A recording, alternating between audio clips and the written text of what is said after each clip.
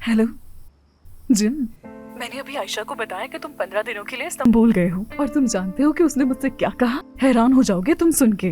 क्या किया उसने? उसने कहा ठीक है अम्मी। कुछ भी नहीं? ओह भाई देखो तो जरा, मैं तो ये सोच रहा था कि वो कहीं परेशान ना हो जाए। मैं तो खुद डरी हुई थी जिम और सोच रही थी कि अगर उसने मुझसे कोई सवाल कर लिया तो फिर क्या जवाब दूंगी मैं तो खुद उसका जवाब सुनकर हैरान हो गई। उसने कहा ठीक है और वो ये कहकर ऊपर चली गई। क्या उसने थोड़ा बहुत भी गुस्सा जाहिर नहीं किया? यानी गुस्से में कुछ तोड़ा भी नहीं? मेरी प्यारी बच्ची ने कुछ नहीं किया, लेकिन पता नहीं क्यों आज मुझे उस पर बहुत अफसोस हो रहा था। हाँ, थोड़ा उदास हूँ कि इस बात पर आखिर उससे गुस्सा क्यों नहीं आया।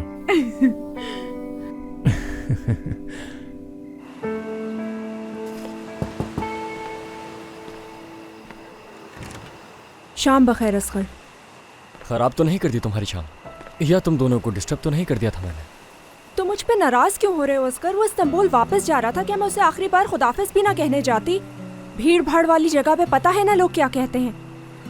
तो वो इस्तांबुल वापस जा रहा है, उसे यकीन है कि वो चला जाएगा? क्या मतलब इसका? कुछ नहीं, मगर जल्द समझ जाओगी। तुम समझते हो मेरा पीछा करेगा या कुछ मैं और? मजीद उस लड़के के बारे में बात नहीं करना चाहता। क्या हम कर्ज वाले मसले पर बात कर सकते हैं? कर्ज वाला मसला कौन सा? तुम्हारे बाबा ने हारून भाई को मेरा कर्ज चुकाया है। 1 लाख लीरा का कर्ज था वो लिया। क्या मैंने तुमसे ऐसा करने को कहा था? ये क्या कह रहे हो मेरे बाबा? क्या वाकई बाबा ने ऐसा किया? 1 मिनट रुको, मैं उन्हें कॉल करती हूँ।